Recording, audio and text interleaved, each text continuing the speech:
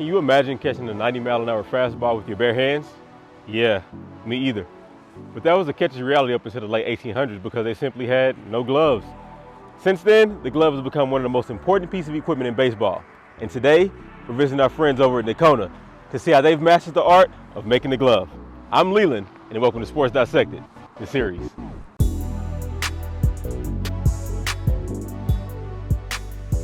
So I'm here with Mr. Rob Story, Vice President at Nocona.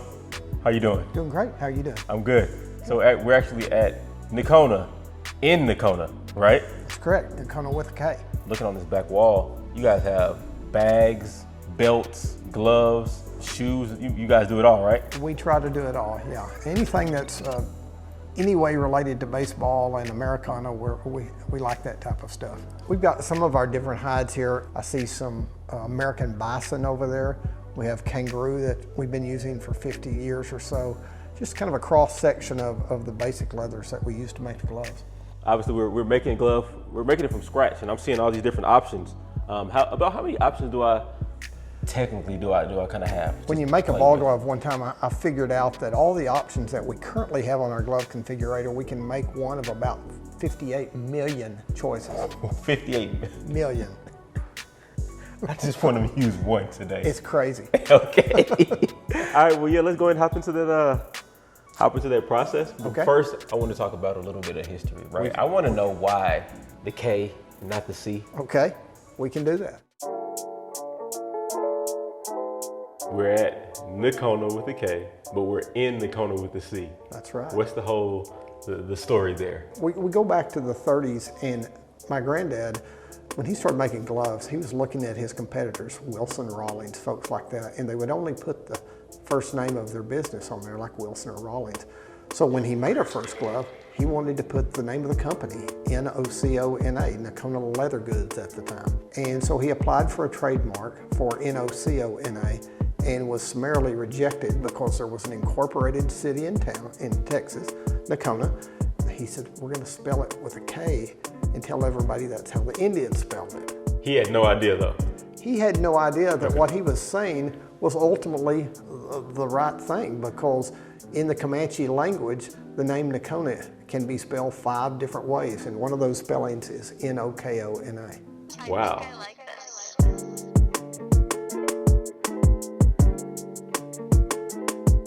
Would you consider this like the Wall of Fame? This is kind of a cross section of some of the things that we've done through our years with the gloves with no laces between the fingers. Just really some of the old stuff, catcher's mitts, first base mitts. Pretty good representation of our early years.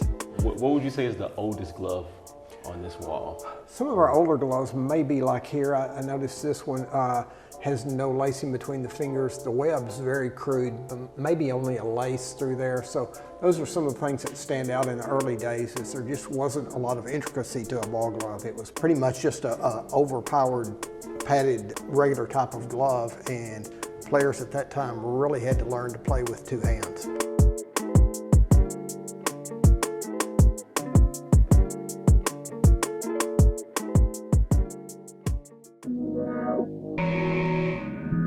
So the glove we're working today, I think I want to do all black with probably white stitching or something. Okay, we can do that. To start with, we're going to start with your glove hand. Okay. So you're a right-handed thrower and you wear the glove on your left hand? Yep. Okay.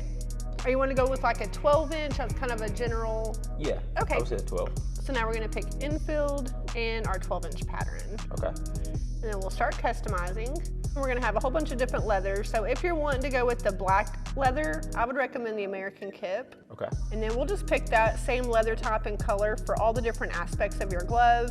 We're going to pick your back leather, your palm leather, okay, web and liner leather, and then the accent leather. And then if you're wanting black and white, we could do like white laces. But there is, because I'm seeing the different colors, so I could potentially get millions of options of colors. Okay. Yeah, even like if you wanted all this black, you could pick a different color to go with your accents. So that way it kind of has color pops in some places throughout the glove. So then wrist strap liner, we have a couple different options for that. This one here is our natural, and this one here is a synthetic. Okay. Go with natural. Natural. And then for your logo, you can either get our traditional classic logo, which would be this wrist patch, or you can get the modern logo. I like the traditional. You like the traditional? Yeah. That's my favorite. I really like the classic traditional. Okay, and then what personalization text? I want to put Sports Dissected.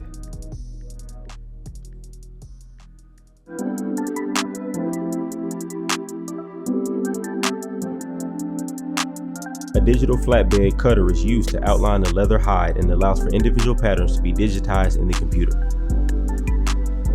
Using an algorithm, the computer then arranges the pieces and precisely cuts the hide with minimal waste.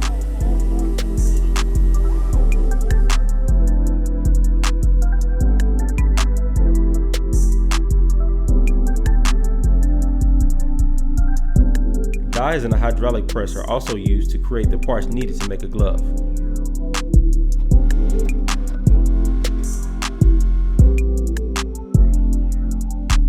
A die refers to a thin, razor-sharp steel blade that has been formed into a specific shape or pattern, like a heavy-duty cookie cutter.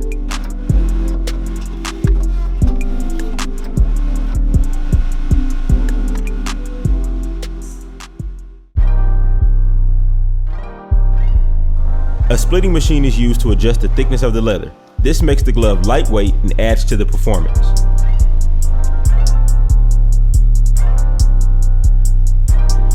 I'm amazed at how quick.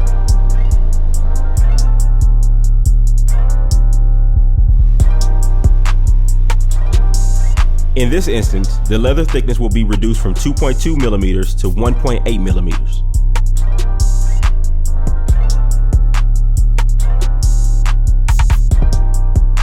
While the outer pieces of the leather are still flat, it is hot stamped with the company logo and other features that customers need to know.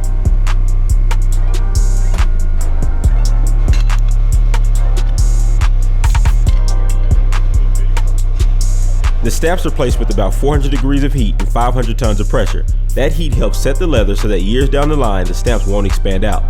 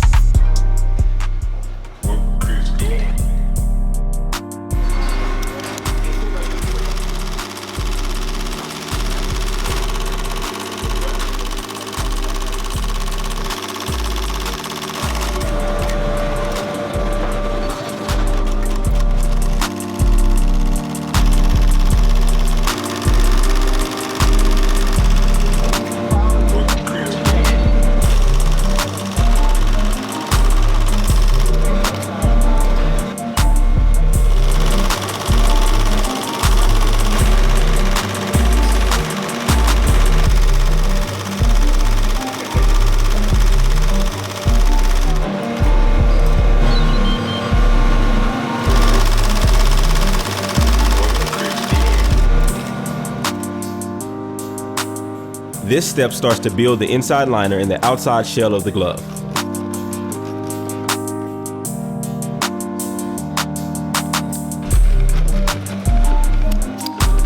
The stitching process is one of the most technical steps in the production of a Nocona ball glove. Employees are given up to 50 weeks of training to learn this operation.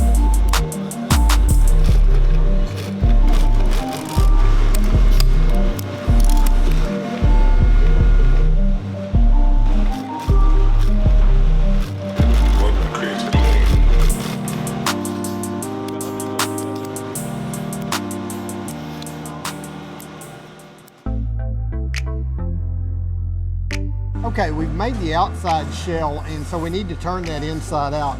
So Martin's got that over here in a steam oven, and he's going to start turning the glove inside out, one finger at a time, finally with the thumb.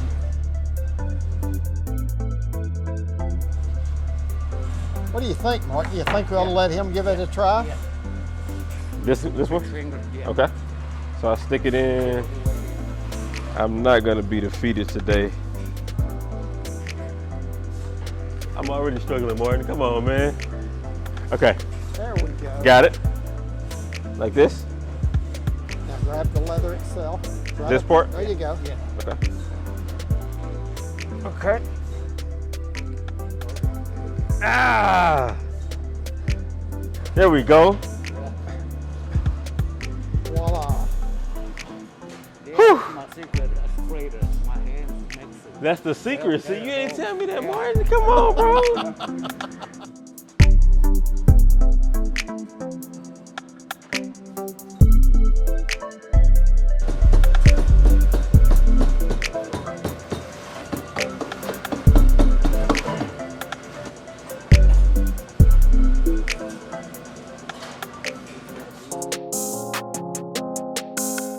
So the first step that Sarah's doing is pulling the pinky loop and the thumb loop parts through, and then she's going to trim off any excess, and then she's going to, once she gets that all lined up, she's going to glue the parts so that they all match together very evenly.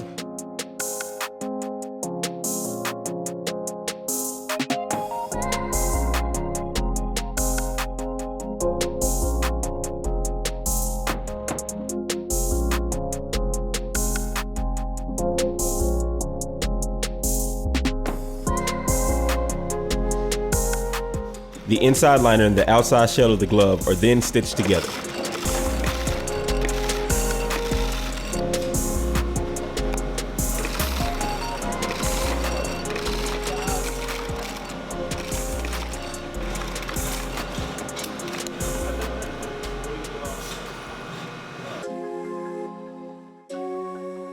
This is kind of where it's tied together. This is, so to speak, it's Literally. the lacing. First of all, what she's doing is taking the thumb pad and she's locking that in by lacing it in, and then she'll do the same thing with the pinky pad and then move around the perimeter of the glove, finishing that, and then ultimately get the web put in place.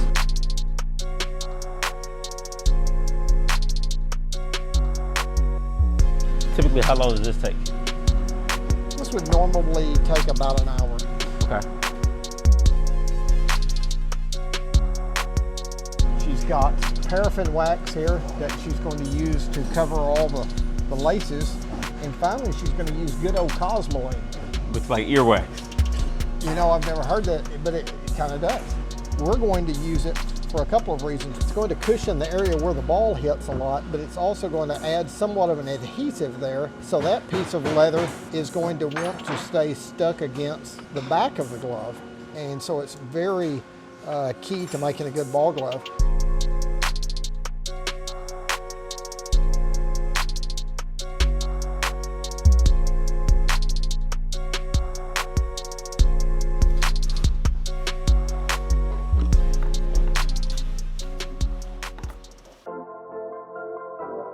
We're laced up. We're almost done, almost ready. That's right. What do we have next? Okay, next thing we're going to do is shape the glove. It's already got a pretty nice shape to it, but first of all, you'll see ball players always doing this. They're always making it try to be just as perfect as possible, cutting down on the wrinkles. So I'm going to show you two ways that we've done this through the years. The first way, and we probably did this for like 75 years, but you would kind of work out the wrinkles here in the pocket. You kind of lightly tap it, and the way we do that is kind of like this. So you give it a few light taps like that. A few light taps, okay. And then you manipulate it a little bit. But we don't do that anymore. Okay, so what do you do now? Okay, I'm going to show that to you. We kind of modernized the process here a few years back, and we have this machine, and this helps us to automate the process of shaping and pounding the machine. Okay.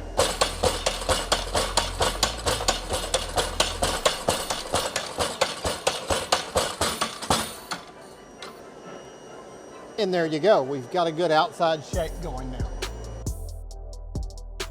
When you get the glove at the end and you've pounded it, the problem is that the lining fingers don't always get opened up like they should. So we're going to use these hot fingers, and we're going to start working on that inner lining and opening that up and pressing it against the outside shell of the glove. And then after we get it warmed up a little bit, we don't want it too hot. Okay. We're going to take a stick, a wooden stick like this, and we're going to put that up in there as a place keeper. And we're going to continue the process all the way across the middle, the index, and finally the thumb. Then it's just a matter of time waiting. 4 or 5 minutes from now, we'll be able to take these out, and they should be in good shape. It's hard.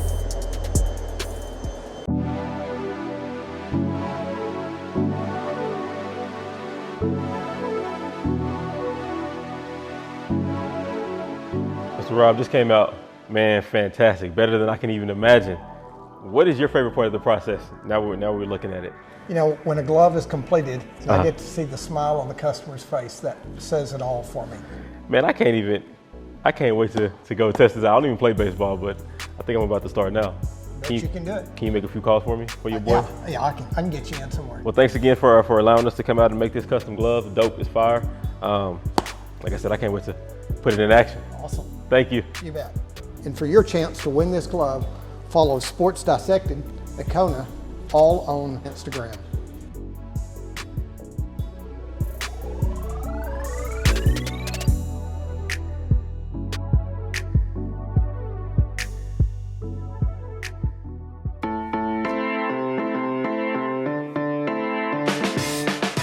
When it comes to locker rooms, it's only two types of people. There's everyone else, and then there's Shield lockers. Since 2014, Shield's #1 priority has been to disrupt all industry standards by blurring the line between traditional function and modern masterpiece. With their use of non-traditional materials such as solid surface, they're able to set their clients' imaginations free. The Brooklyn Nets and Kansas Jayhawks trusted them, and you should too. Visit shieldlockers.com to unlock your dreams. But beware, because this isn't your father's locker room.